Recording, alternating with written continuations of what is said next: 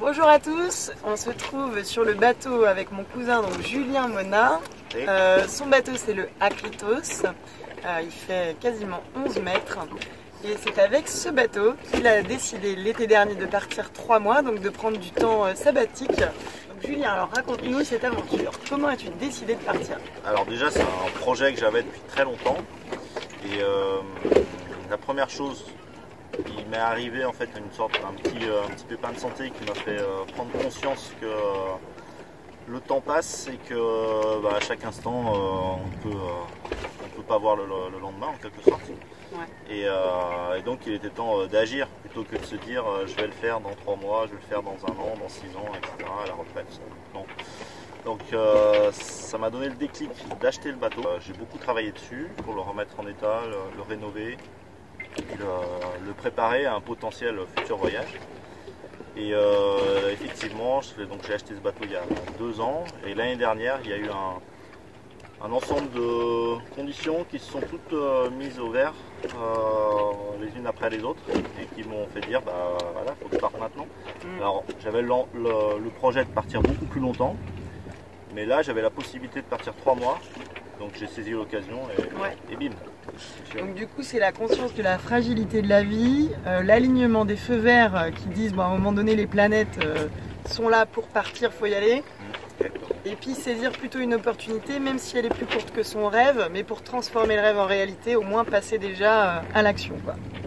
Alors parle-nous un peu du budget, parce qu'évidemment ces rêves ont un coût, donc parlons pragmatisme. Alors oui, l'argent c'est toujours le nerf de la guerre.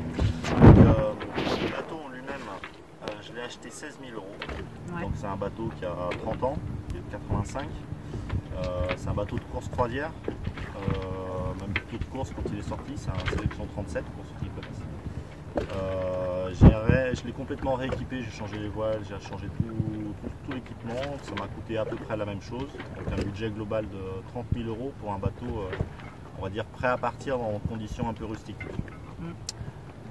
Bon, après on peut faire beaucoup moins, on peut acheter des bateaux un peu plus petits, comme un First 30 par exemple qui fait 9 mètres et qui est apte à faire un tour du monde. Il y a des gens qui ont fait des tours du monde dessus. C'est des bateaux qui coûtent, on en trouve à 5 000 – 6 000 €, ils ne sont pas prêts à partir, il faut les rééquiper, mais avec quelques milliers d'euros, en mettant des équipements simples, on peut arriver à avoir un bateau prêt à partir pour 10 – 12 000 €. Voilà, donc 10 – 12 000 € c'est quand même accessible comme budget, hein. Oui, c'est intéressant de le savoir. Exact. C'est moins cher qu'une voiture. Ouais. Et alors par mois, donc tes dépenses mensuelles? Alors par mois, 1 000 € par mois, voilà. En se faisant plaisir, ouais. En allant au resto, en allant dans les ports assez souvent, voilà, 1 000 € par mois, c'est bon. Ok.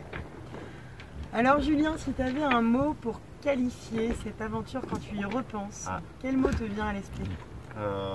C'est la liberté d'avoir le temps, d'avoir vraiment le temps et de se dire cet endroit me plaît, j'ai envie de rester là, je vais y rester le temps que ça me plaise, 1 jour, 3 jours, 8 jours, peu importe. Ça paraît un peu conceptuel, hein, mais vous voyez dans vos routines, vous êtes hyper occupés, tout est rythmé, les vides sont toujours remplis. Et bien là, voilà, on se donne le temps d'avoir du temps. Ça, c'est la grosse différence. Est-ce que tu repartirais en voyage? Bien sûr. Ouais. Je repartirai. En fait, ces 3 mois pour moi, ça a été un test. Je me suis dit 3 mois, c'est assez long pour avoir le temps, s'imprégner du rythme du voyage, et suffisamment court pour si jamais c'est galère, ça me plaît pas, voilà, c'est pas la mort, quoi. Et donc c'est validé et maintenant j'ai envie de repartir beaucoup plus longtemps, partir pour une année sabbatique déjà. Ok, est-ce que tu as un conseil à donner à nos internautes pour franchir le pas, pour réaliser ses rêves? Qu'est-ce qu'on fait? Comment on y va? Comment on y va? Déjà il faut le décider et il faut se regarder dans un miroir et se dire qu'est-ce que tu veux vraiment. Est-ce que le schéma classique, je travaille toute ma vie et puis arrivé à la retraite, il me restera peut-être un peu de temps pour en profiter, est-ce que c'est vraiment ça, quoi? Parce qu'on n'est pas obligé de faire ça. En voyageant, on rencontre plein de monde et on voit plein de façons de vivre. Des gens qui vivent comme nous, qu'on vit dans nos villes modernes à 200 à l'heure, ou alors des gens qui vivent très simplement et qui sont heureux comme ça aussi. Du coup, se questionner ses certitudes sur ses choix de vie, se regarder dans la glace et puis décider éventuellement d'agir autrement ou de prendre du temps pour soi. Tout simplement d'essayer en fait. Parce que on peut partir, d'essayer de faire par exemple ce que j'ai fait modestement, c'est de partir pendant un laps assez court mais suffisamment long pour que ce soit plus que des vacances, que ce soit vraiment un voyage. Et puis si jamais ça marche pas, c'est pas dramatique. On peut toujours revenir en arrière de toute façon, et retrouver son confort, sa sécurité. L'important c'est d'essayer. Un prototypage, quoi. Tu tentes le coup et puis si ça te plaît pas, tu peux toujours reprendre ta vie d'avant. Ok, on n'a plus qu'à souhaiter de très beaux préparatifs de voyage à Julien parce qu'on le suivra très certainement dans les mois, années à venir puisqu'il nous couve autre chose. Donc bonne chance Julien et puis merci pour cette interview. Ciao. Ciao capitaine. À bientôt.